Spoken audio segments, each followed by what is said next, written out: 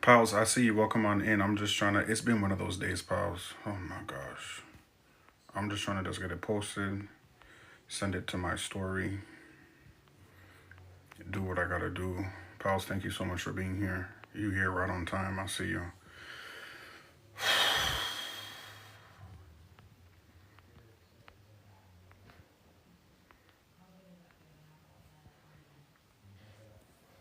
Yeah, pals, just woosah. Hey Tiff, welcome on in. I just got the live going. I don't even know if I posted it to my story. Post to my story.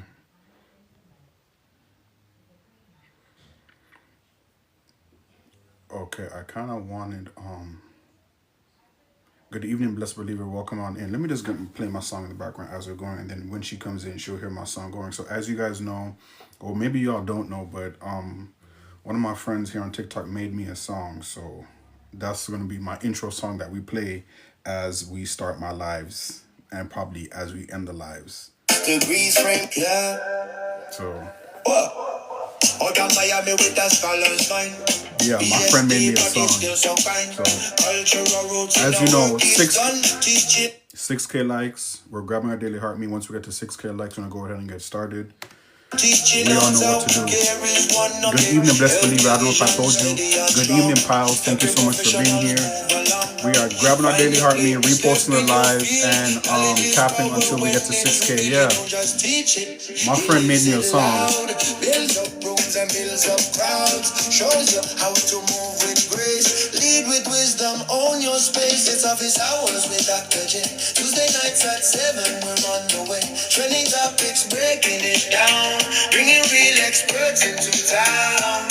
From the classroom to the life, he makes the culture feel alive. Teaching truth with heart and vision as Dr. Johnson on a mission. Viral moments, but still the same. Support the spirit, not chasing fame. In every room, he shows the code. Respect the space, uplift the host. Rules of engagement, calm and clear. How to show up, how to appear. Community over cloud or trend. That's how leaders truly win. They don't just talk it. Okay, he models it. Every comment intentional, deliberate a blueprint for what it means to build online communities. It's office hours with Dr. J. Tuesday nights at 7, we're on the way. Trending topics, breaking it down. Bringing real experts into town. From the classroom to the light, he makes the culture feel alive. Teaching truth with art and vision as Dr. Johnson on a mission. Onyx lens, black and gold. Melanin magic stories told. Lifestyle frames in perfect light. Beautiful people shining bright. Professor by day, creative at night. Capturing legacy in every shot. Two worlds, one steady flow. That's how real impact grows. Yeah. It's office hours with Dr. J. Building futures every day. Scholar mentor, social guide. Leading culture with integrity and pride. From Miami roots to global reach. Teaching more than books can teach. Art and brilliance both in motion. Dr. Johnson, pure devotion. Yeah. Pure devotion. Oh, you in class and can listen? Piles, I see you.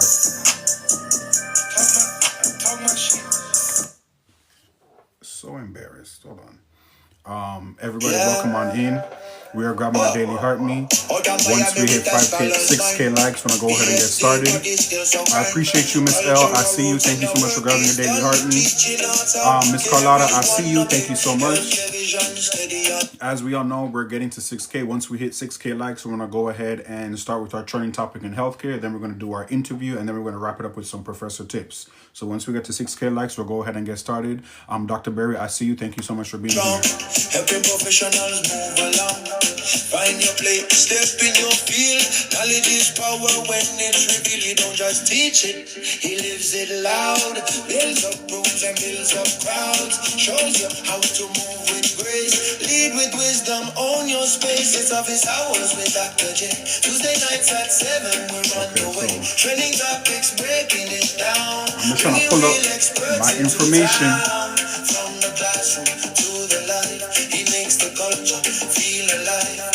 Exchanging truth with art and vision as Dr. Johnson on a mission. Yeah, viral moments, but still the same.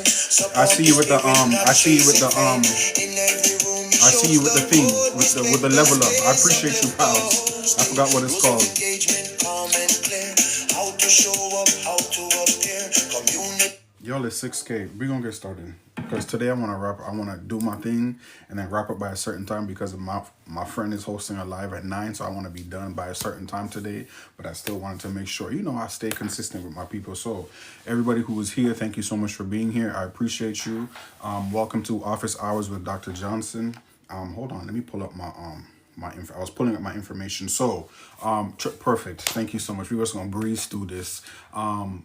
Dr. Berry, I see you setting up the live. I appreciate you. So, trending topic in healthcare: ongoing surge of the avian flu, which is also, one of the bird flus. The bird flu is still going around right now. The bird flu is still going around right now. Okay, so that's what we're going to briefly talk about, and it's a lot going on in Pennsylvania. Okay, so Pennsylvania is currently experiencing its most severe avian influenza, which is also known as H5N1 outbreak since the 1980s. Ain't that wild? Ain't that wild? Pennsylvania currently experiencing the most severe bird flu, surge of the bird flu. So, what is the avian flu? It's a virus that is difficult to contain. It's spread by wild birds, because birds be wild. let me not make myself laugh. Birds be wild, okay? No one is immune from it. You can have a backyard flock or you could have a million layers and you're not immune from it at all. There's a lot of nervousness, specifically within Pennsylvania, okay? It's had a tremendous economic impact.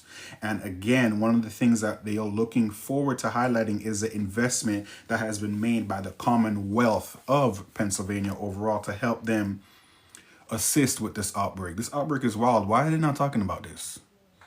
So, leaders say that they're hoping the avian flu outbreak will improve by the summertime. That's sometimes in a couple of months. Warmer weathers mean fewer migrating birds and moving through the region, thus reducing the spread of the virus, okay? So, who's affected by this bird flu?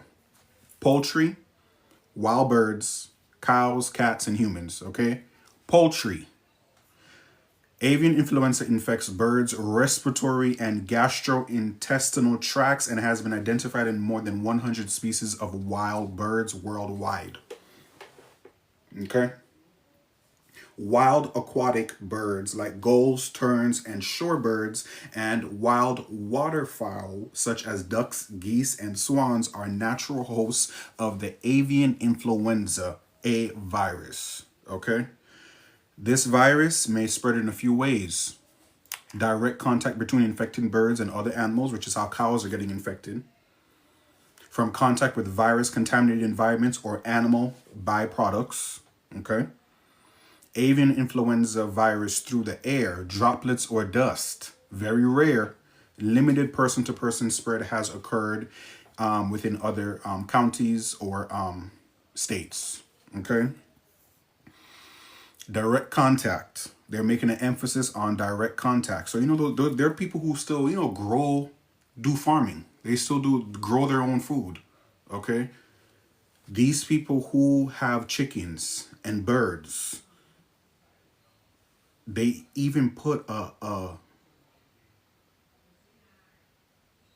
flyer out by the CD. This is wild. This is from the CD. This is from the United States Centers for Disease Control and Prevention. They put out, the CDC recently put out a flyer, and they're not talking. I'm just shocked because I just scrolled on and saw this, and we haven't seen this. Whatever, sorry. How infected backyard poultry could spread bird flu. KL, welcome my name. We're just briefly going over my trending topic in healthcare: the spread of the bird flu, specifically in the state of Pennsylvania. Wait, Pennsylvania. It's in Pennsylvania. It's going on. It's a lot going on. Thank you so much. It's cost them millions, but they're not talking about it. Okay, Miss Nike, welcome on in. I see you. So direct contact with infected birds or contaminated areas, that's how it's being spread. It's not right as of right now, it's not being spread from person to person. It's more so on infected animals when they're touching these, grabbing these animals, touching these animals, feeding these animals, or and then either touching their face, touching their mouth, touching their nose. Okay, that's the contact for right now that is happening. So what are they proposing? Cooking poultry, eggs, and beef to the appropriate internal temperature kills the bacteria and viruses, including the avian influenza A virus. Pasteurization kills bacteria and viruses like the avian influenza in milk. So when we are cooking our foods, y'all cook your food all the way through. Right now is not the time to be eating rare meats. Miss Nike, I see you. Welcome on in. Right now is not the time to be eating rare meat. Cook your meat all the way through because poultry is a lot going on with poultry. And they're talking about other stuff, but they're not talking about this. They're not talking about how there's an outbreak with the bird flu in Pennsylvania. And it's costing these factories millions of dollars. Cook your meats all the way through, please. Poultry, eggs, beef. Cook it all the way through. Okay, buy the for right now, buy the pasteurized milk. I know right now we're trying to be holistic and we're trying to, find different approaches as it relates to milks and such. For right now, if you want to keep your head top on your head top, buy that pasteurization milk because the pasteurization is what's killing the bacteria and killing the virus. Okay? Cook your meats all the way through. Let's stay away from runny eggs for right now. Get that, don't, no sunny side up. Fry that egg and scramble that egg all the way through, please. Make you some fried chicken. Stew that chicken down. Bake that chicken to at least minimum 350. But what is Dr. Johnson hoping y'all do? Cook y'all poultry, y'all eggs, and y'all beef all the way through. No rare. Okay, no, I'm not judging if y'all normally do that in the past, but for right now, during this outbreak, during this bird flu outbreak that's going on in Pennsylvania, we're cooking our food all the way through. We gotta cook our food all the way through. While I look for my guests, anybody got anything to say? Anything to add? Did you guys hear about this? Did you guys know about this? Okay, my guest is still here. Oh, good. Everybody, welcome on in. I appreciate you guys being here. Let me bring up my guests. As you guys know, we don't stay on my trending topic too long. We just breeze on through it, share the information, share the quick facts that they're not publicizing. Why? I wonder why. Let's not even talk about that, but I wonder why. So we're going to bring up my guests now.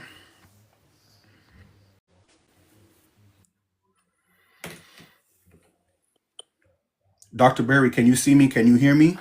I can. Hold on a second. I'm coming on in. I'm trying to find my effects, Doc, so I don't look crazy. I just walked in the door from work. Everybody, welcome on. Okay, Dr. Berry, I see Hi. you. Okay, everybody, Yeah, welcome I on need to in. find me a better effect though, because I just came in from work and I look a little crazy. That's all right. Guess what? We know you just came from what? Where you just came from? Work. I just came Work, from work, work. getting my work on. Right. And we love to hear that. And we appreciate you being here. We appreciate you taking the time to step into office hours with Dr. Johnson. You are doing great work in the community. And that Thank is why you. you are back. We've interviewed Dr. Berry before, but we Mhm. interviewing her again because she's been doing some great work. She's been consistent on going live more. Hey. And she has some more things that she wants to share with us. However, I'm not just going to allow her just to come back to office hours with Dr. Johnson and not me ask her some new questions. Okay. But for No, the hey, pals. Hello, everybody. But I want to talk about this bird flu for a minute. Okay, so right now we got Okay. bird flu, Right. we got measles popping, we Right. got them trying to get us to stop being vaccinated, we got Okay. them telling us to drink raw milk, honey. They ain't trying to make America healthy again. They trying to unalive us. Right. Okay. Right. You just can't listen to nothing coming up out their mouths right now. You got to go with what we knew from 4, 5, 6, 10 years ago. Get Right. vaccinated, baby, because we got to be careful. I mean, they bringing back stuff that had been eradicated for years. I'm not a Yes. medical professional like you, but this is crazy. Yes. Scary. Polio is coming back. Measles. Polio, chicken pox, honey. Chicken pox when you're an Measles. adult is really dangerous. I can't even think the last time I heard of somebody having chicken pox. I had it 20 years ago. I had it when I was about 8, which is way Hmm. more than 20 years ago. Hmm. But that's I caught it. scary. Yeah, I caught it in Jamaica. Yeah. That's great. Everybody welcome on in. To the you just joining on in. We're interviewing Dr. Berry for the second time. Hey, booze. She was just briefly discussing the trending topic in healthcare and Mm-hmm. her overall opinion. It is crazy. It's a lot going on. But Dr. Berry, the trending topics, I always like to find a topic that they're not publicizing that we don't know about. I like to Yeah. highlight things that we should be speaking about, that we should be Yeah. talking about, not this other stuff. Yeah. It's a lot of Yeah. I like to call it fluff. Okay? Yeah, they keep us distracted with so much that important Bingo. things are happening that we completely miss. And Bingo. something like knowing that, measles is back. If you have small children who may not can get completely vaccinated yet because they're still babies, that's stuff you need to know. Or even them Right. telling you to drink raw milk. Honey, you better not be giving a child no raw milk. I mean, you know what I Right. mean? Right. But I think a lot of it comes back to education, right? We know that the people who they are able to get with this foolishness are the people who don't read and who are uneducated. We've been hearing a lot lately about, the average reading age, that some people are functionally illiterate, Mm-hmm. which is why, a big part needs to be open the schools and bring the education back, because a lot of this Right. stuff is, you're not going to get me with your okie doke. But if I don't read anything and you tell me something like that, then I'm just going to roll with it. Like, they must be right. Right. Right. For those Yeah. of you just joining on in, we're gonna you guys are joining right on time. Miss Leanne, I see you. Thank you so much for being here. Thumbs up or praying hands is me acknowledging you guys in the chat. I don't want to interrupt my guest. Your But guess ain't this talking about nothing. Yes, you is. So Dr. Barry, can you just give us a brief a reintroduction of who you are? Yes, we know who you are, Absolutely. but for the new folks, can you just start off with your professional and Yes. educational background, and then we're going to jump into some of the cultivated questions Mhm. because I cultivated some questions for you now. Okay. So I Okay. first want to introduce my awesome manager, Dr. Johnson, But because Dr. Johnson recruited me to be a part of his creator community about 2 months ago. And I didn't know what okay. that was. And I subsequently learned that part of that was to go live and be more intentional about going live. So I have been trying to make Dr. Johnson proud by doing that more often. And So, you have. yes. So I am an electrical engineering and robotics engineering professor. I have been a college professor since about 2003. Mm-hmm. Before that, going back to grad school, I worked as an electrical controls, automation, and robotics engineer for Ford Motor Company, as well as for Detroit Edison, which is the electric utility in Detroit, Michigan. Mm-hmm. And a big part of my mission is getting more Black and brown kids, women and girls, to see themselves as engineers, as scientists, as technicians, as mathematicians, because a big part of our work, hi, Rashad and Leah, because a big part of our work has got to be letting these young people know that they are needed in this community. I've been talking to this man on Mastodon who was saying, should I really be encouraging young people to go into these fields when sometimes they get iced out? They may not get the jobs they want in STEM. And I'm like, absolutely 100%. The way that we stop these things is we become a critical mass that they cannot ignore anymore. But, he was like, well, the kids, they want to be rappers. They want to be NBA players. They got more of a chance of getting a job as an electrical engineer than they do of being the next LeBron James or the next Hello. Jay-Z. So Hello. what is this whole, I'm not going to push them into STEM? It's kind of like that whole argument on social media about arts or STEM. How about arts and STEM? Right. Humanities and STEM. It's all needed. So a big part of my mission here is to show that there are Black women engineering professors. We're not all super nerds like Dilbert and MacGyver. Mm-hmm. And we can be engaging, we can be warm, and that's what we're going to have to do if we want to actually see these kiddos want to do what we do. We can make our stuff as cool as the next basketball player, as the next Kevin Durant. I don't know because I don't watch Right. sports, but so that's a big part of what I do. And I started doing this on social media because I do teach at a small, predominantly white science, engineering, and math school in the Mm-hmm. Midwest in Indiana. And for my impact to really be the best, I needed to stretch out. And the best way to do that is social media. I actually didn't start on TikTok. I started somewhere else. And I had a parent who DM'd me and said, I love the work that you do. And I want my child to see it. And if you want more kids to see it, you need to get on TikTok. And the craziest part is I went on TikTok and my following grew exponentially compared to Instagram and Facebook and Twitter and all those other sites. So thank you, Leah99. So it's kind of like, this is where we need to be. That's why, even after the January takeover, which I said was going to be my line, I decided to stay a little while because I do still think that I make the biggest impact here. right? Even if you don't understand everything that I say or everything that I do, just the fact that you're seeing someone who looks like you doing this kind of work makes There a you go. difference. Right. Right. Can I have two people just drop my subject matter expert sticker in the chat, please, before we continue? Do you guys see why she's here? Okay, let Or me do go do you? that. Okay, no, you don't count though. I need two people in the chat Well, I to don't drop count. I'm here. to drop. Okay, yeah, yes. Can we? But can I just have two people in the chat? Miss Leanne, I see you. Thank you so much. One more person, subject matter expert sticker in the chat. I see you dropping up me and Dr. Lewis sticker in the chat. One more person drop the subject matter expert sticker in the chat. Do you guys see why she's here, or do you guys see why she returned to office hours with Dr. Johnson? I Thank always you, come hang Pat. with you, Dr. Johnson. I know you You do. my brother from another mother. I told you my Yes, maiden ma'am. name is Johnson. I know. Too bad I I don't have no know. relatives in the Caribbean, but I still. know, I know. It was the English because Jamaica was colonized by the English. So Yeah. isn't Johnson like a yeah, right? Yeah, John's son. Johnson, yeah, I have yeah. no idea where I'm from. We don't get those histories. I have no idea. It was Are you, somebody's name so who somebody in my past took. I'll You allow know you that. to be Jamaican by association. I'll let you claim Okay. that one. I love that. I've I'll been let to you claim Jamaica. that. I've been I to know you Dunn's River have. Falls. Okay, everybody always okay. This not what this about. Let's stay on track. Let's stay on track. This is Okay, not what okay. this is I also about. went down to the market and went shopping, and these Okay, in guys kept asking Ocherius? to marry me. Oh, Does of that course, count? they want they pay. Terry Let's keep it McMillan. They thought I professional. was Terry McMillan trying to get my groove back. I was Stella. Mm. I got so many marriage proposals that week. I was like, Lord, they love me. Do y'all see why she's here? Not only is she a I'm subject being matter silly. expert, but she's a Whew. jokester. Can you I imagine her know. I just got off from classrooms? work. I'm sorry. Let me I straighten my know. face. Yeah, let's straighten up and okay. The first question I want to ask you, it relates to robotics, okay? But Okay. what current challenges in robotics do you think is most underexplored? That's a good question. I think I don't know if underexplored is the right way to put it, but finding ways. So my PhD was in human robot interaction.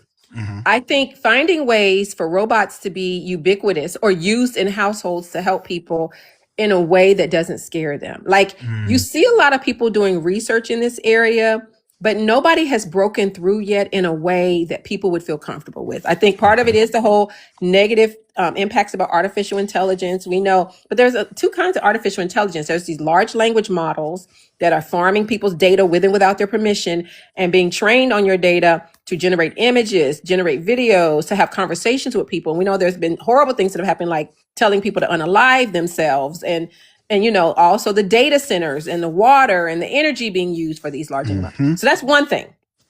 There's another kind of AI related to robotics that has been around since the 70s. This kind of AI is related to sensing, using sensors to read about the environment, planning what you want to do and act. So the problem is AI is a catch-all for a lot of terms. And because there's some negative aspects of AI, because it can be biased, it can be bigoted, it can hurt marginalized communities, Black and brown people, disabled people, LGBTQIA, it's making it more difficult now for people to hopefully someday accept that there's some parts of these technology we cannot get rid of. I just had an interview with somebody yesterday and I told them AI is like the new calculator. Back in the day when the calculator came out, they said, oh Lord, ain't nobody gonna know how to do math. These kids ain't gonna be able to do math because of this calculator. You now got to calculate on your phone. You got to calculate on your Mm-hmm. hip. Calculator ain't going nowhere. AI is not going anywhere either. You can hate it, you can love it or hate it.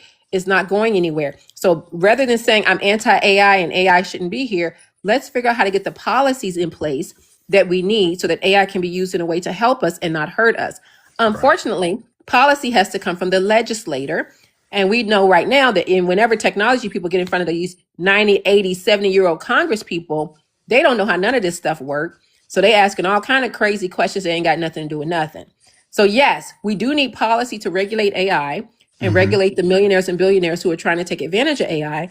But I don't know if that's going to happen with who we currently have in office. There's not enough young people who even understand technology to deal with that. So what I would like to see explored more is one, getting people educated about robotics and AI and how they work together. I'm doing several workshops for kids because we got to start from the ground up about that. But Right. also, where can we use robots to help people in a way that they would be accepting? Because, we see the movies like I, Robot, and you're like, I don't want nothing like that in my house. It's going to kill me. Mm-hmm. Right. Whereas we have a lot of elderly who live alone, and it would be nice if they had a companion robot who could go and get their medicine or go and get their house shoes to put on their feet, or something that they could kind of talk to. If nothing else, help them to make a FaceTime call to their grandkids across the country. Right. So there's a lot of opportunities there to help the elderly with AI and robotics, but we got to get rid of some of the stigmatization as well. True, true. I want to stay on the topic of AI. I'm glad you brought that up. But how do you see AI and robotics converging or expanding over the next 5 to 10 years? So the subcategories of AI, like machine learning, neural networks, natural language processing. So some of the ways I see them intersecting is that data is now being used in order to help the robot to process natural language and be Okay. able to respond to you in real way, kind of like your chatbot does or Alexa does on your cell phone. Or I Right. don't have that thing on my phone, but I think you know what I'm saying. Siri, I'm saying Alexa, Siri. Siri or Alexa. Right. So Right. you now are finding ways to more naturally communicate with a robot, because we got to get to the point where we understand a lot of the people who are going to use these technologies are not very skilled with these technologies. Kind of like, They're not. trying to get my mama to use her phone, Mm-hmm. right? So we have to have machine learning where it's taking data. So the more you interact with it, you learn things like every day at 5 o'clock, Dr. Johnson asked the robot to go get a Diet Coke out of the refrigerator. So the robot now knows intent. And the next day at 5 o'clock goes, I noticed you get a Diet Coke every day. So I went ahead and brought you your Diet Coke. That's what a person would do. So AI gives that robot that ability to take in data, learn from that data, and come up with patterns and match. So that's like machine learning. Then processing a lot of data and categorizing it, neural networks, right? So all of these subcategories working together allow this robot to more naturally engage with people who may not know a lot about those technologies. That's where we really want to get, while also being careful that it's being trained on the appropriate data. Because the reason these chatbots and these AI do become bigoted and racist is because they're being trained on data that is majority people who are bigoted and racist, right? So you Right. have to, one, clean the data and make sure the data is representative of our global society. And then, of course, a lot of the data is white men, because a lot of engineers in the STEM fields, it's majority white men, Mm-hmm. right? So we have to make our engineering teams multidisciplinary and diverse, like our world, like our global space, because when we don't, we get solutions to problems that do not work for everyone. So same with a robot, that technology becomes the brain of the robot, that robot's going to also have problems. Right. Right. Right. I love that. Thank you so much for sharing that. Yeah. I want to jump into academia and your teaching Yes. philosophy as it relates to robotics. Okay.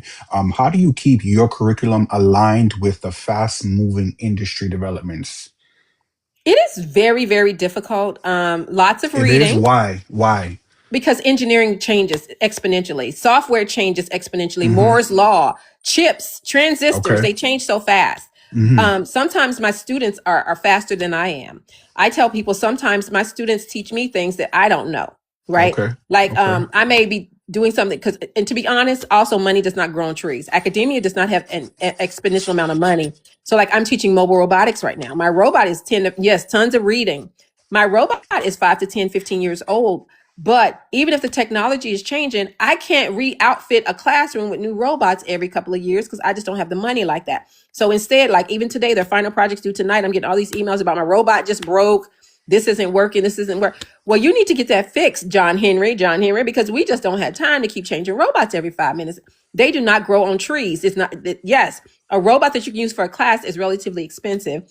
And the other challenge is sometimes these kids are always like, can we do battle bots for the final competition? We absolutely cannot, because we're not tearing no robots up All that right. I got to then find money to fix. But so a big part of it is I'm teaching about the latest state of the art in technology, even if I'm not always able to implement labs. But Mm-hmm. hands-on learning is extremely important. And so with that, like I said, engaging with it, reading papers. Hey, Jazz, I've actually learned some stuff even on social media.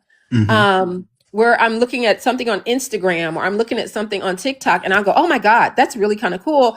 And I'll Right. show it to one of my students, say, see if we can figure out how to make that. Right. So Mm-hmm. it's constantly observing, reading, watching, asking questions, Mm-hmm. not being so arrogant, like I said, that I can't learn from my students. Like sometimes, because I teach all majors, I teach mechanical engineers, electrical engineers, computer science, software engineering. But computer science and software engineering students don't always take controls or a mechanical course, but Okay. they're really good at coding. My Mm-hmm. mechanical engineering students may know about gears and motors, but not so much about electronics. So because of that, they may sometimes tell me something in an area that's not really my area and be like, well, Dr. Berry, why don't you do this on the robot instead? And I'll be like, okay, let's try it. Sometimes it works, sometimes it doesn't. But the point is they're thinking and they're learning. And so that's what it is. And I'm not always on top of things like I should be, because my school is a teaching school, and I be working like a Hebrew slave. But I do the best I can, and I don't beat myself up for not being there 100%. Can I Thank have you, two? Jazz, Can I my have two sister from another people? mister. I'm sorry, go Can ahead, I? Doc. Can I have two people drop subject matter sticker in the chat, please, before Yes, she continues? Do I you guys hear absolutely the passion? can.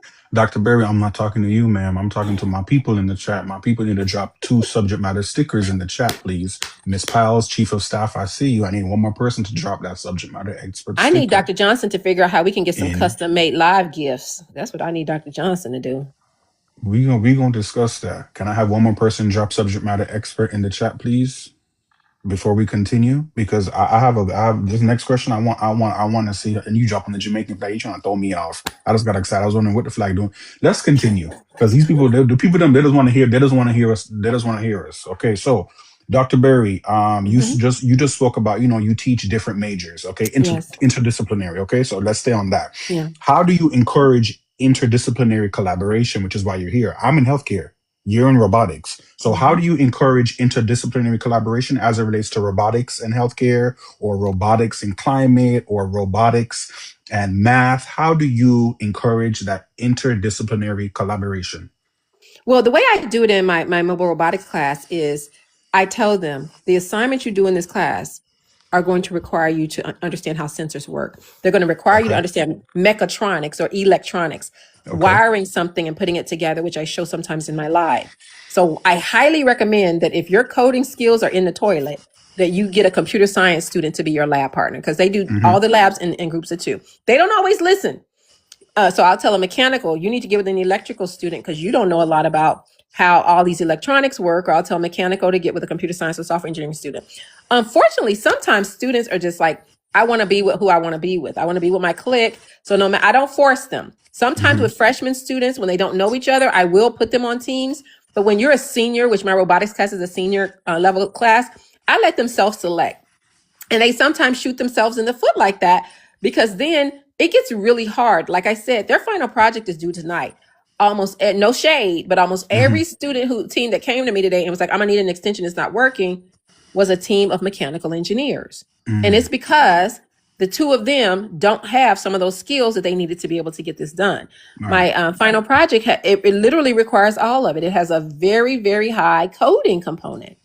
And the mechanical engineering students probably take the least amount of coding out of all of my students. Even the electrical and computer engineering students take Python and C and all of that. Some of the mechanical engineering students may have taken C, but their first coding class is actually MATLAB or Excel. So because of that, they may not have everything that they need in order to get the robot to do what it needs to do, which is path planning, localization, and mapping. Of course, I'm not an ogre. I struggled in undergrad as well. So I went Mm-hmm. ahead and gave them a 2-day extension. But grades are due on Monday. I can't go no more than Thursday, because I got to have time to grade. All right. But my expectation that this was going to be done last week. I'm not going to lie to you, but I'm also teaching majority seniors right now, and they have what I call the itis. They get senior Okay. itis so bad, baby. Halfway through winter quarter, they ain't no good. They ain't no good, and so it's like pulling teeth trying to get them seniors to get something done. The messages I got before I came on this live, I Yeah. have from one of the courses. What do you use, Blackboard or Canvas? We don't use either, but I've used those before. We use Moodle. I was on sabbatical and I worked somewhere that used Canva, and then I worked some Canvas, and then I worked somewhere that used Blackboard. But my school used Moodle, and before Moodle, we used Angel. I don't know if you remember Angel. Angel went out of business. I think Angel might have been bought by Blackboard, I believe. But yeah, we use Moodle. Moodle is all right. I mean, whatever. But I mean, you've seen one LMS, you've seen them all. I think my biggest frustration is I've been telling them about this final project since the first day of school. I'm extremely organized because I live an I hour could from tell. work. I live an hour from work. So I have to be extremely organized. So I plan out every day of the quarter from soup to nuts before it ever starts. Like next week, we're about to start spring quarter in 2 weeks. Mm-hmm. Next week, I'll plan it all out. So that's why it frustrates me that they're late. I didn't know I had to do this. I get a lot of questions. Remember I talked about reading comprehension is the door to everything else. I get a lot of questions about what's due for the final project. When is this due? Not only did I present it in class, but I give them a full 15-page document about the final project. If they had read that 15 pages, you shouldn't be asking me, what am I expected to do? When are these things due? When do you want this to happen? Not only that, Doc, but I also have a full YouTube channel of videos of students from previous quarters doing the final project. So why are you asking me, well, what is the robot supposed to do? Did you go look at the YouTube channel I have? No, they just rather just come ask me. That's why when you see teachers saying things like these kids in high school asking you the same question 15 times, what you talking about? I'm in college. That happens in college, honey. They still doing it.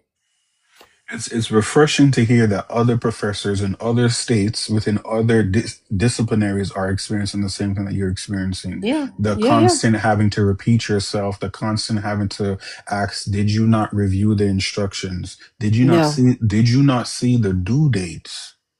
Did you Let's do the reading? continue. Did you do the reading? Let's Yeah. continue, okay? But I just want to address Noble Asila. I hope I'm saying your name right. I saw you just follow me. Thank you so much for your follow. And my moderators had responded back to you. But I'm Dr. Johnson. Welcome on in. I'm glad you are here. Every Tuesday I host office hours with Dr. Johnson. I just phase one, I discuss a trending topic in healthcare. Phase two, I do an interview. And phase three, I wrap it up with Professor Tips. Today we're interviewing Dr. Berry. Yes, my niche is healthcare, but I've come on here and built a community of people who's not just in healthcare. So I find it important to always, have a little bit of something for everybody.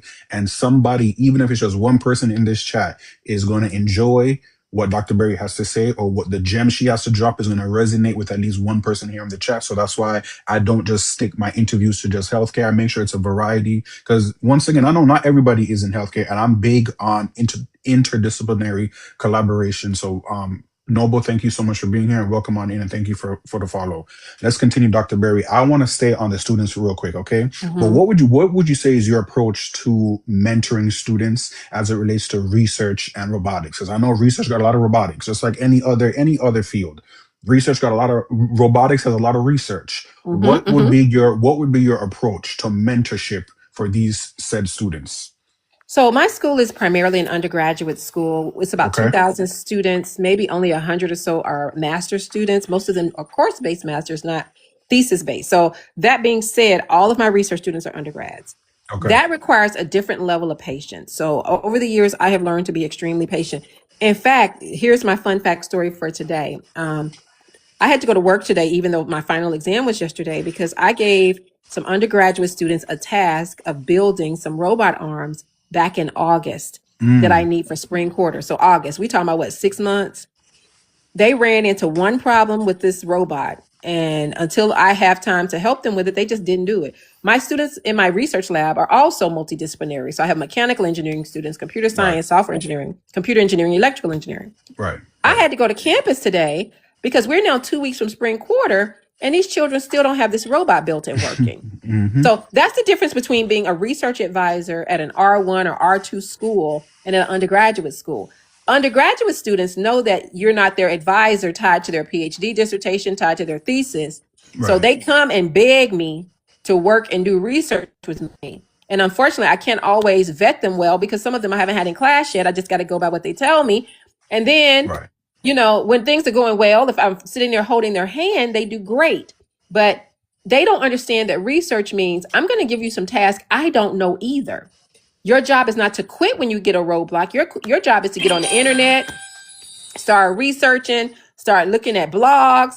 And the good ones will do that. But I can count on one hand the number of good ones I've had, because God knows I did not want to drive 2 hours round trip today just to be sitting in a room building robots when I have 10 research students. But it's finals week. You want to talk about somebody who goes ghost? They are good in ghost now because it's finals week, and then they get on a plane and go home as soon as finals week is over.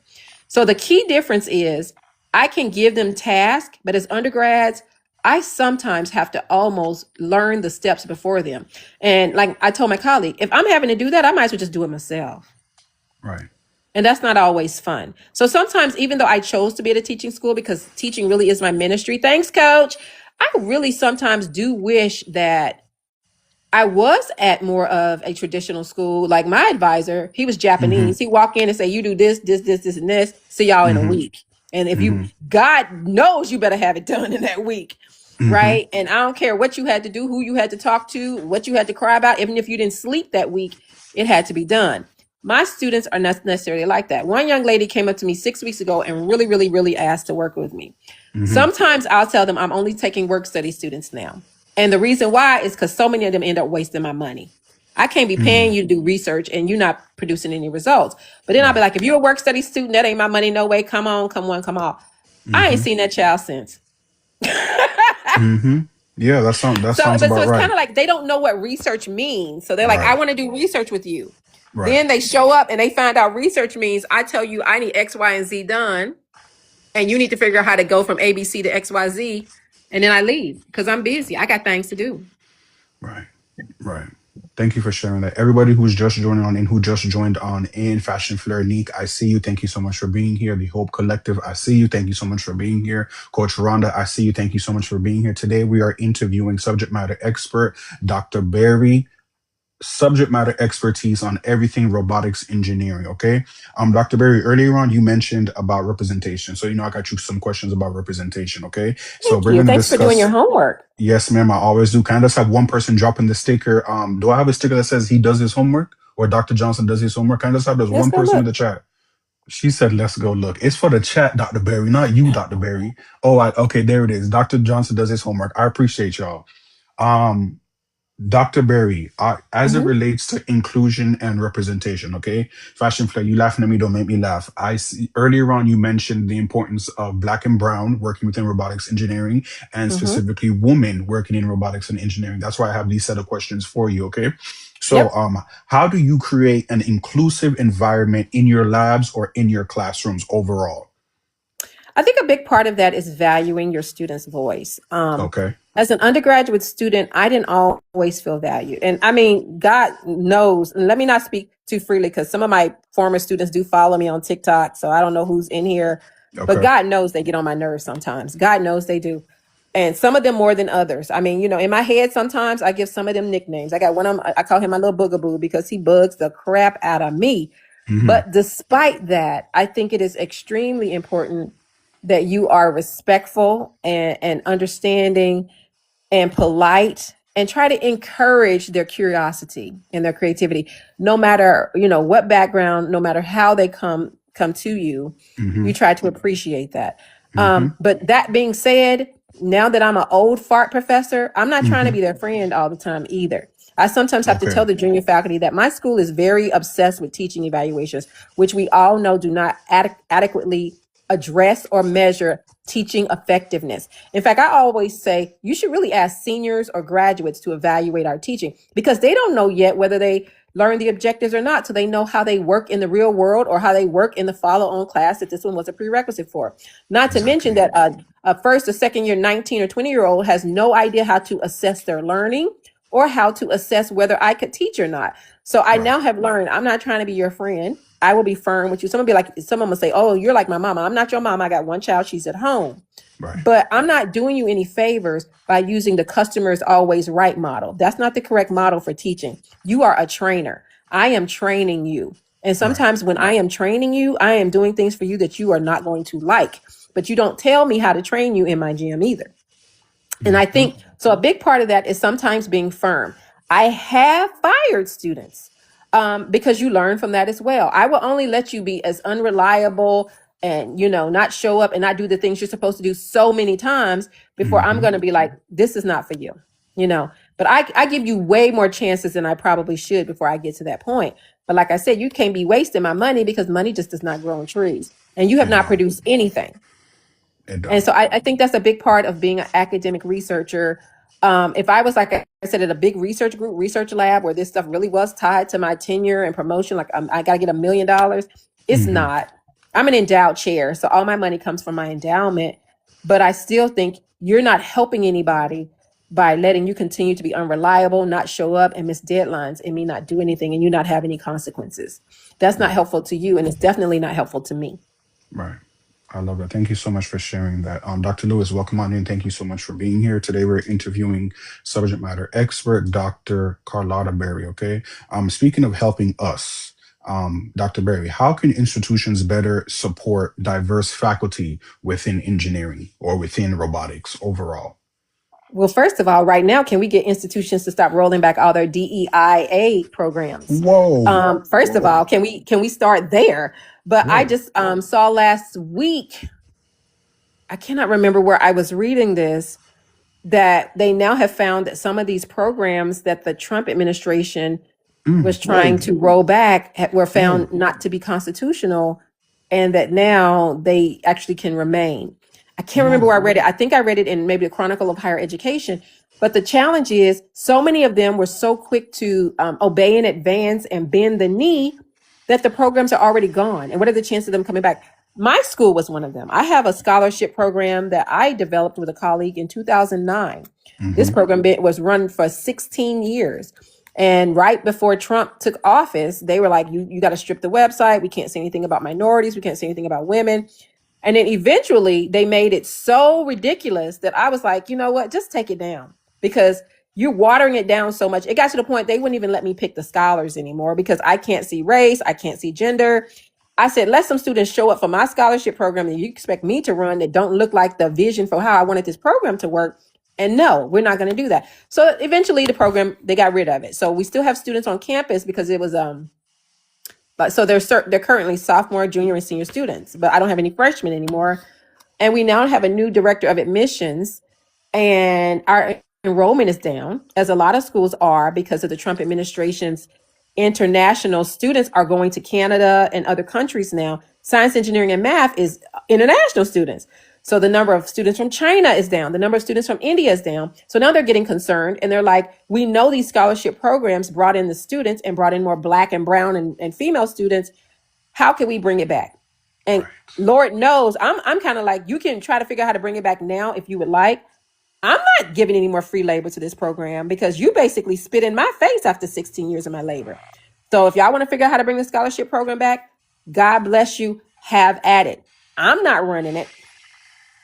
But you know, that it's like so quick to obey in advance and so quick to get rid of affirmative action because, you know, they let these Asian students be their useful idiots. And then these Asian students found out, oh my God, after the end of affirmative action, they were admitting less Asian students and the same number of Black students, because guess what? It was the legacy students who were taking your seat. They made you believe it was Black and brown kids, and that didn't change. Yes, Black women are always given their free labor.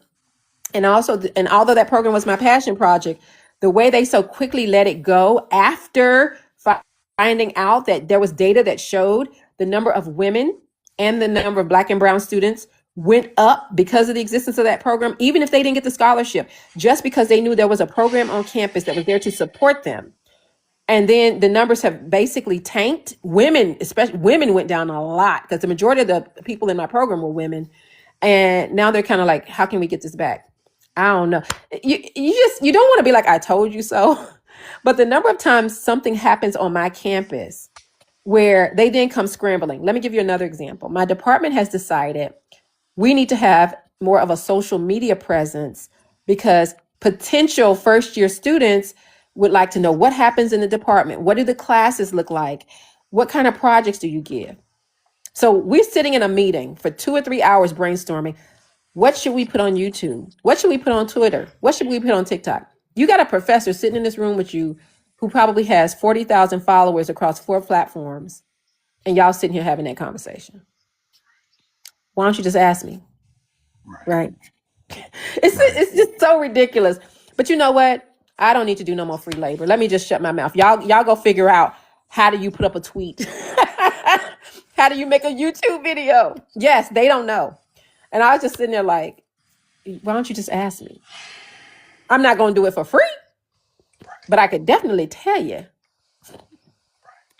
Dr. Berry, thank you so much for being so transparent. Thank you so much Thank for, you. for sharing that, because they never want to ask us. They would ask folks who know us, but they would never come directly to us.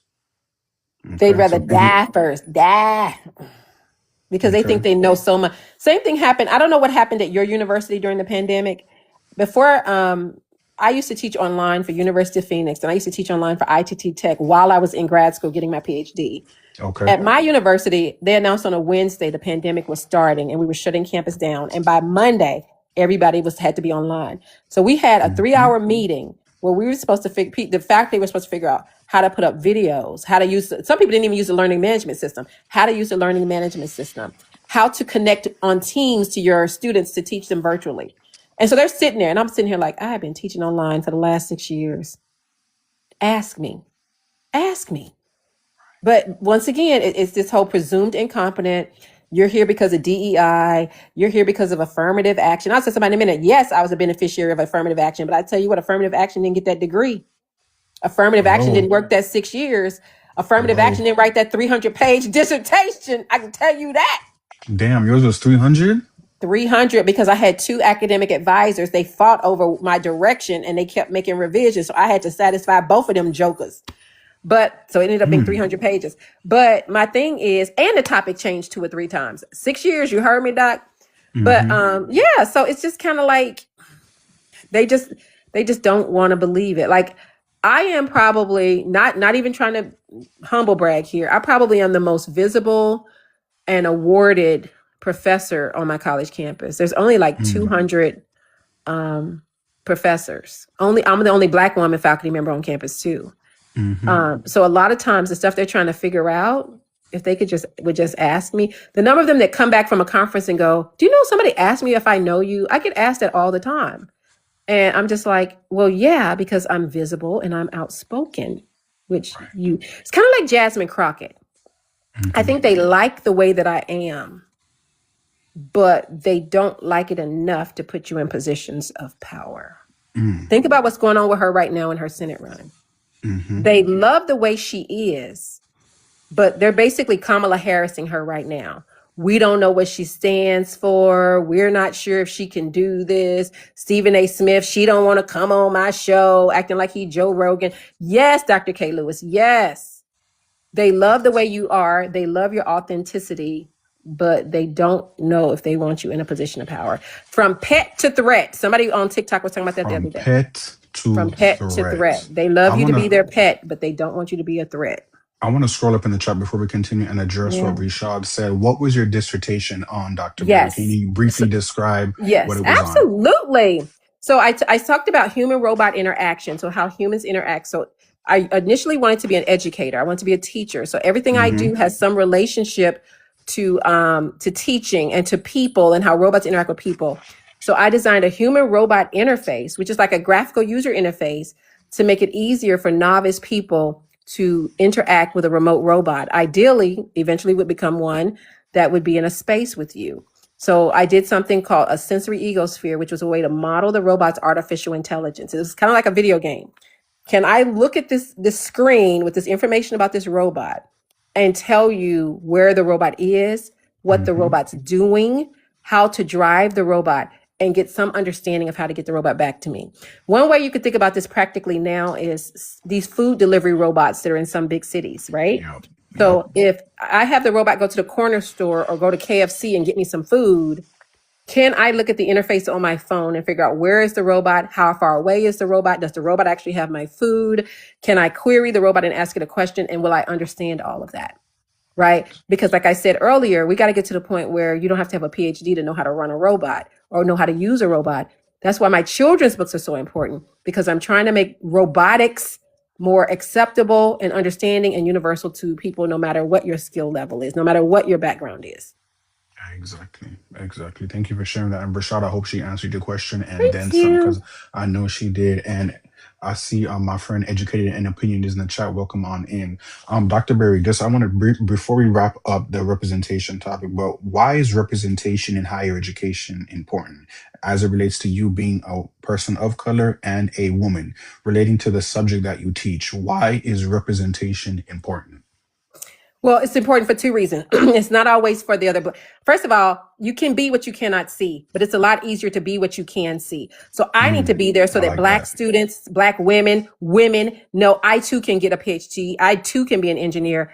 But also it's important, even if you're not talking about those visual demographics, but somebody who can understand you on a base level. For example, I was a broke college student. Sometimes I was in class falling asleep. Sometimes I couldn't go to class because I had worked 2 jobs the day before. Sometimes I was at school hungry, which is why I got a job working in a dining hall, because I knew at least I was going to eat food if I worked in a dining hall.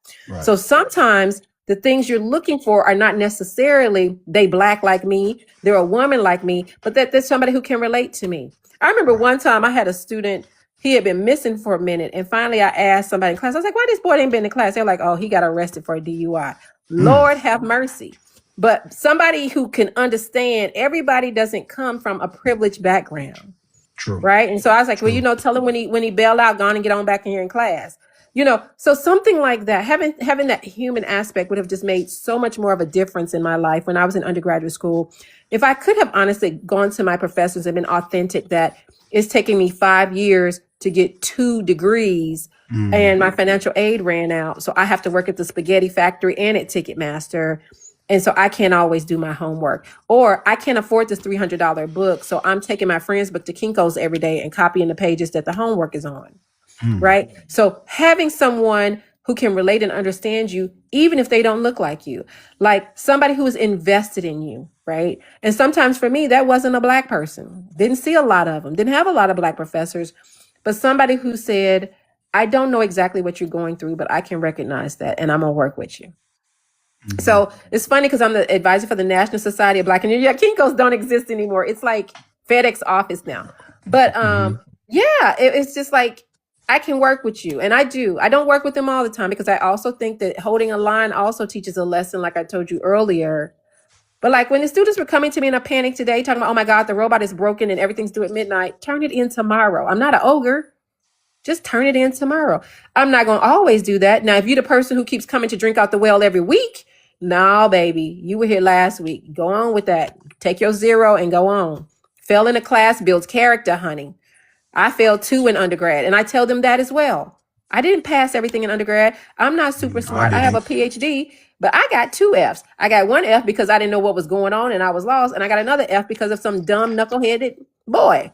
But, all these things are important because that is how we get our students across that threshold when they stop seeing us as a sage on the stage and start seeing us as a human being who did and could communicate with them and can connect with them. Exactly. I went through what you went through. That helps. Exactly. Thank you so much for sharing that. Before we wrap up, I just have a couple more questions. For those of you who are just joining on in, today we're interviewing subject matter expert on everything robotics engineering, Dr. Carlotta Berry. This has been a great conversation, a very transparent conversation, and this is why she's back for the second time. Dr. Berry, you do so much. Okay, before we get into some of the things that you do outside of academia, let's talk about your mental health. Okay, I'm always going to ask a question relating to mental health. Okay, what does Dr. Berry do to stay on top of her mental health? She has many hats, and not only that, she's a mother, she's a wife, she's a business owner. You have many hats. Sometimes, from experience, that can be a lot. That could be taxing on our bodies. That could be taxing on our mental. What do you do to stay on top of your mental health? What do you do to make sure that you're sane? What do you do that allows you to continue showing up? I don't do enough. I'll be honest. That's a problem with Black women. I don't do enough. I don't do enough to protect myself. Black women are probably the worst of that. And I am also a member of the sandwich generation, which means that last April, my 87-year-old mom moved in with me because she can't live alone anymore. And I have a 17-year-old who's graduating from high school. So I'm right in the middle trying to make sure that everybody is good all the time.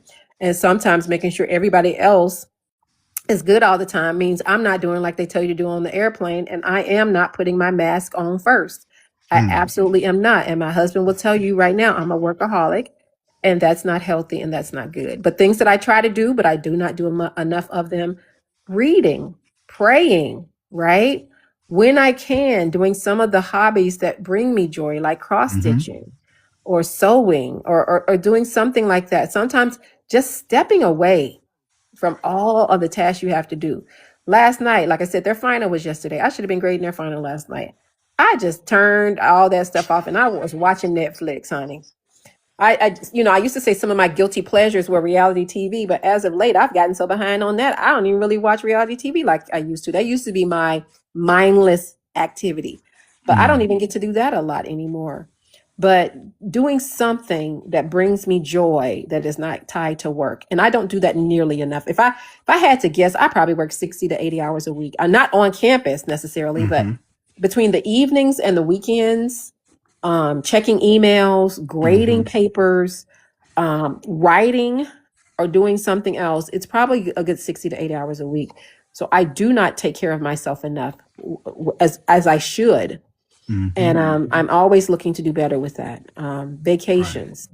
I'm planning a cruise right now with my mom and my daughter. That's going to be a big one this summer. Nice. I love So that. doing something to get away, to Right. disconnect, To even disconnect. staycations. So this is one thing I Yup. do. When I go to conferences, and I got this from my mentor.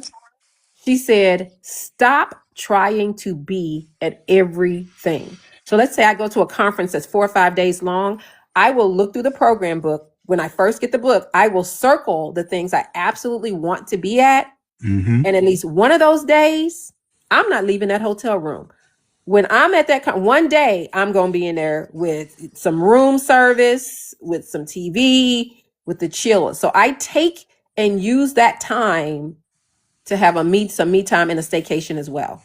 Right. Right. That's one thing I do for sure. If it's a 4-day conference, one of those days, you're not going to see me.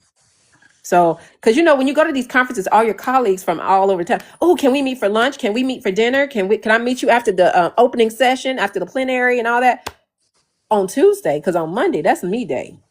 Right. And that's something I got from my mentor. She was like, stop running around trying to meet with everybody, be in every meeting, every conference, because you work like a dog when you're at work. And guess what? This boondoggle is now on your company. Right. So I take staycations in the hotel, or whether you want to tour the city or something, but one day is for me. I love that. Thank you for being transparent and sharing that. Before I ask you the last question, I want to ask you this. You have a lot of educational products that you've created. Can you just briefly touch on those educational products you've created and why you created them? I'm talking about some of your books and some of your other products that you have. What are they and why did you create them? Briefly, just in a nutshell, your elevator pitch. Okay, let me give you a homework assignment. Give us your elevator pitch on the educational products that you created. My STEM is for the streets. And if you're going to bring something into the streets, people need to have something in their hand. People learn with both sides of their brain, left and right side, visual, manipulative. So I have 3D printed robots on my website for sale, educational robots that teach electronics, mechatronics, coding. My children's books on my STEM are for the streets. They're for baby through 8 or 9 years old, have robots and STEM concepts, coding, programming, building, fixing, sensors, electronics. Taking STEM for the streets to diversify STEM means giving people something that they can relate to and build on to increase their creativity and curiosity and innovation. I My love that. Do you romance also, novels, same thing. Romance novels allow she's still going. high school plus to college, see yourselves. The main characters are Black women in STEM, science, technology, engineering, and math. I use STEAM to promote STEM because the Right. arts, humanities, arts, and social sciences are also very important. Right. Right. Do y'all see? Can I have one person just drop subject matter expert in the chat? Y'all see how she did that elevator pitch so eloquently? Dr. Berry, do not drop that sticker in the chat. I need somebody else to drop that subject matter expert sticker in the chat. Somebody else drop that subject matter expert sticker in the chat. Do y'all see why she's here? And do y'all, Miss L, I see you. Thank you so much. I appreciate you. Dr. Berry, this was great. This is exactly what I wanted. Thank you. Thank you. To wrap it up, you already know this question because you've answered it the first time already. But what is your overall why? Why do you keep showing up? Why do you keep creating these educational products? Why do you keep being the type of professor that you are? You're a professor inside the classroom and outside of the classroom. Yeah. You are dedicated to being a lifelong learner. Why? What is your overall why? I don't know what my answer was last time. If you record That's these, all I might right. have to go back and see if you Mm-hmm. post your recordings. Mm-hmm. But for me, I remember what it was like to not have this. I remember what it was like to not have a mentor. I remember what it was like to get up and go to school and know that none of your professors knew your name and could care less if you failed out the next day. They might not even notice you were gone. I remember what it was like to work as an engineer and hate my job and hate my coworkers, even though I wanted to really be an engineer, and sit in the car, play gospel music, and cry every day before turning the car off and going into work. Mm-hmm. So a big part of what I do is because I want to have the day when other people do not have to experience this. The number of DMs I get from, in particular, Black women who say, can you mentor me? I want to get my PhD, or can you mentor me? I think I want to change jobs. I can't do it all, and I'm spread thin. I even got one from a black guy the other day, but I will give them my email address, and I'll try to have a Teams with you. I'll try to have a live with you, but I'm a co-founded two nonprofit organizations, Black in Engineering and Black in Robotics. If I can't give all to you, I'll find somebody on there who can. I had somebody reach out to me late yesterday too, who was a sculptor and wants me to help design their robotic sculpture. I can't do that, but I will connect you with my community, because that sense of community and that sense of support is what's going to keep us going when you are going to get Exactly. hit with some of those things out in the world where they don't care if you are there or not. Exactly. Wow. Yeah. Dr. Berry, thank you so much for taking the time to do Thank this you for interview. having me. I appreciate you so Thank much. you. I'm proud of you. I love how you continue to show up. You know me. I've told you this multiple times. Just show up. Just Mhm. show up. All it takes is just showing up, and I see you are showing up. I don't have to tell you this and give you no pep talk, but I tell you this in Thank private you. all the time. So I just want to make sure I tell this to you in public too. Your content is all over the place. I see your content all the time. Every time I'm on this app, I see your Really? content. Yes, ma'am. I Wow. do. I do. So keep I doing didn't what you're know that. doing. I must be doing something right. I'm still trying to get my Yep. stuff to be normalized on the STEM feed. I think I've only been on the Okay. STEM feed like 3 times. I'm still pushing hard to get to that STEM feed. So maybe that's why I post so much. We're on a Right. mission. Right. Right. Well, don't give up. Um, Yeah. what's your live schedule? Can you share with the people them what your live schedule is, or when you go live, or when can they tap in with you while you are in at work? Because Dr. Berry, she goes live on her laptop. She goes live on her laptop and she shares her laptop I screen do. and she is I doing do. math problems. I do. She's talking about, I think, statistics. Last Yeah, time I it's was in engineering and there, math. engineering I and do math. electronics sometimes. I Right. build robots sometimes. Yeah. Right. I build And robots she sometimes. So right now, Fridays around 9 o'clock, I go live with Learn to Code with Allie. And okay. we are working on a Raspberry Pi robot. We're adding sensors to make it play music and act like a theremin, which is a musical instrument. Allie and I started that back last Friday at 9 o'clock. Saturday and Sunday, which I call STEM Saturday and STEM Sunday. I don't have set times. It's whenever I get my day work done, but it seems Mm-hmm. it's normally it's been between 5 and 10. I start, and then I'm live for 2 or 3 hours. I used to try to do Nice. Thursdays, but I notice Thursdays during the day I don't get a lot of engagement. So I think I'm going to try to focus primarily on Friday, Saturday, and Sunday. That seems to Okay. work better. And I've noticed the later in night I'm live, the more people that show up, even though my eyes start crossing because I'm so sleepy. But I think Friday, Saturday, and Sunday is what I'm going to stick with, even though the quarter is about to flip over. So spring quarter will be a little different. My classes will. But I always try, if I remember, to post something a couple of hours before I go live so that people know it's coming. Nice. I love that. Dr. Berry, once again, thank you so much. I appreciate you so much. Thank you for all the work that you're Oh, doing. thank you. Thank Thank you for you. Yeah, having thank you. me. No problem. Thank you for showing up, and we're definitely going to keep in touch. Okay. I'm gonna good All night. right. Bye bye. I'm gonna drop you down. All right, now that was Dr. Berry, y'all. We're gonna get on over to our professor tip. Briefly, we're just gonna run through this professor tips, and it's just this professor tip for today is just a brief motivation. I'm getting a lot of people, just like Dr. Berry, about jobs. Okay, and I just want to share something with you. Did y'all like that? Can I just have a thumbs up in the chat? Did you guys like Dr. Berry's interview? But just a brief transparency moment. The professor tip for today, thank you, Miss L. I see you, is apply to those jobs.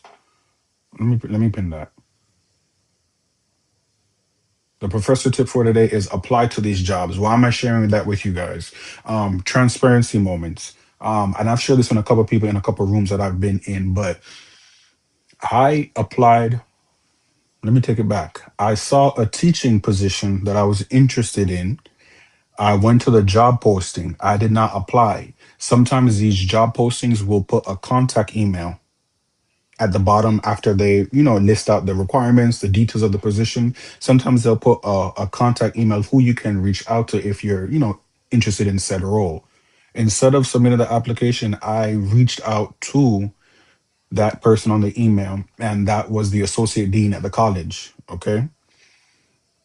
2 days later, I got an email from a program director. Mind you, this is all back in October 2025. Okay.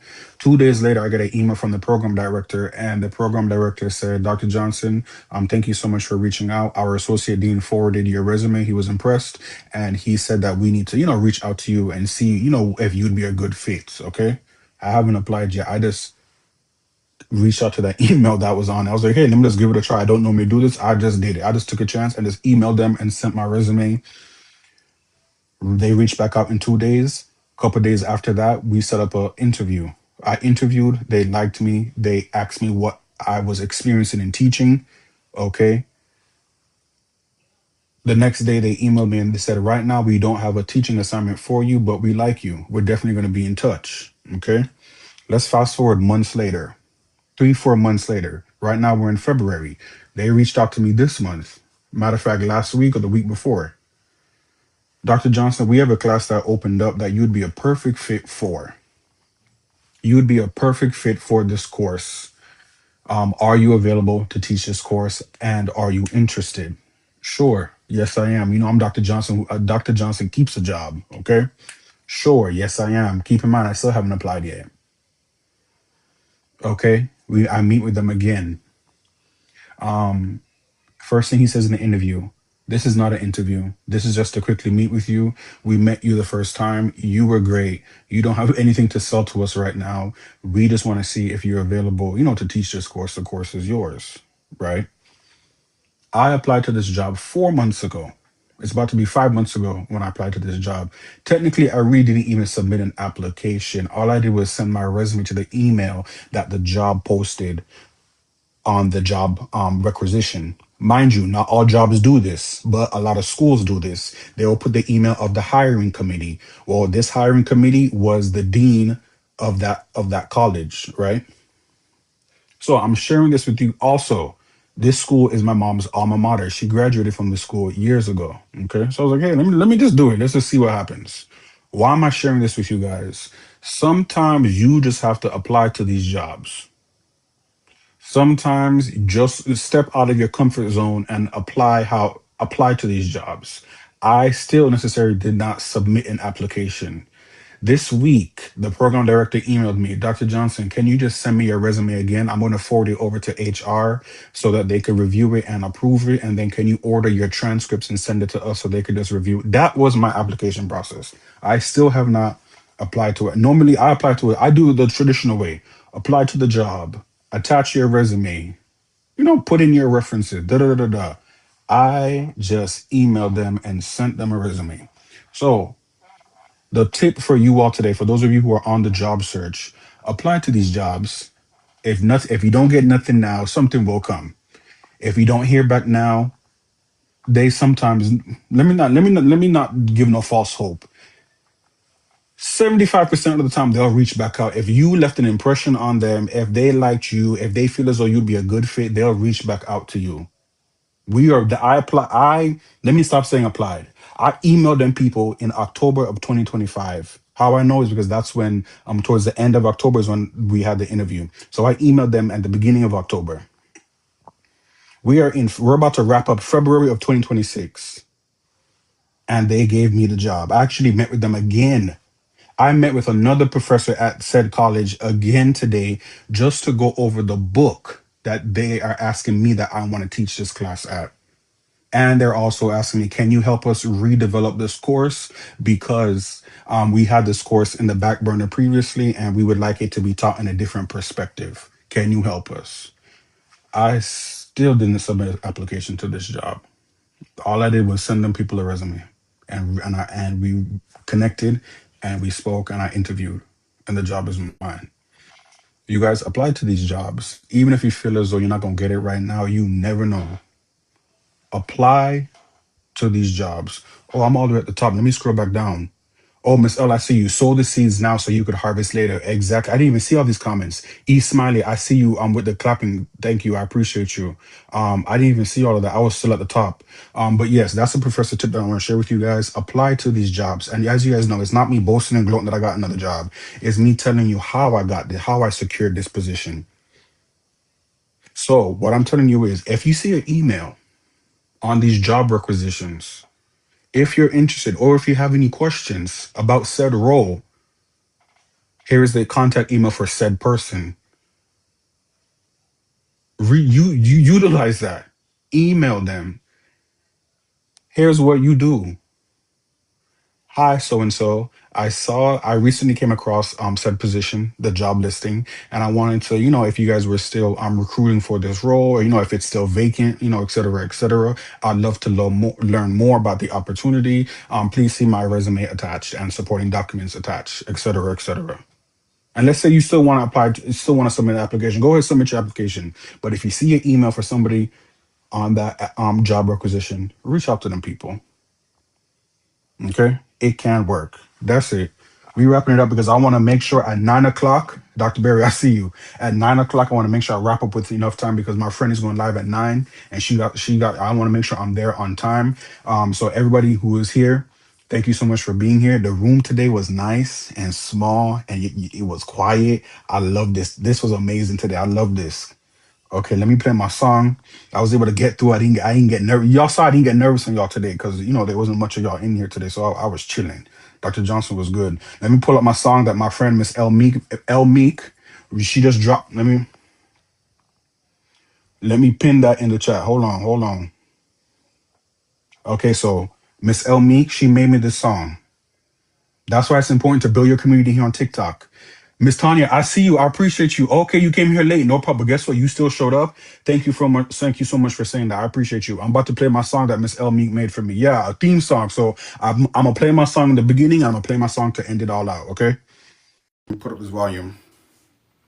Wait, why is it connecting to my AirPods? Hold on. Can y'all hear me? Y'all hear my song? Who's still here? Dr. Berry, thank you so much for being here. Pals, I see you. Thank you so much for being here. Miss Tanya, I see you. Educated and Opinion, I see you. Thank you so much for being here. E Smiley, I see you. Thank you so much for being here. Lead with wisdom, own your space. It's office hours with Dr. Oh shit, I got office hours. At 7, we're on the way. Trending topics, breaking it down. Bringing real experts into town. I want to address this comment real quick. I don't know if Pals is still in the chat. But Pals said, OMG, where were you 2 years ago? I had to take stats twice. Pals, I took stats about 2-3 times as well too, and not until I got an override from my advisor did I able to pass and be able to take my upper division courses. My gosh, the shackles that statistics has on people. From the classroom to the light, he makes the culture feel alive. Just trying to make sure I didn't miss nobody in the chat. Dr. Berry, why are you laughing at me? I took it 2-3 times. In every room he shows the code, respect the space, uplift the host. Rules of engagement, calm and clear. We wrapping it up. 9 o'clock, we're going to Miss L's room. 9 o'clock. 9 o'clock. We're going to Miss L's room. Truly when he don't just talk it, he models it. Every comment intentional, deliberate the blue. We wrapping it up. Hold on, let me just change this. Online communities. It's office hours with Dr. J. Tuesday nights at 7, we're on the way. Y'all, thank you so much for being here. I appreciate you stepping into office hours with Dr. Johnson. We're going to wrap it up now. I want to go get me something to eat and then prepare for my friends live at 9 p.m. I'm going to see y'all next Tuesday. Oh, and I'm planning my next conference. My next conference will be in March. I'm working on securing the guests, and I'm working on creating a flyer. I'm planning my next conference. It is going to be great. Make sure y'all stay tuned for when I post that flyer. Y'all have a blessed night. I'll see y'all next Tuesday, and I will see y'all in these TikTok streets. Y'all have a good night.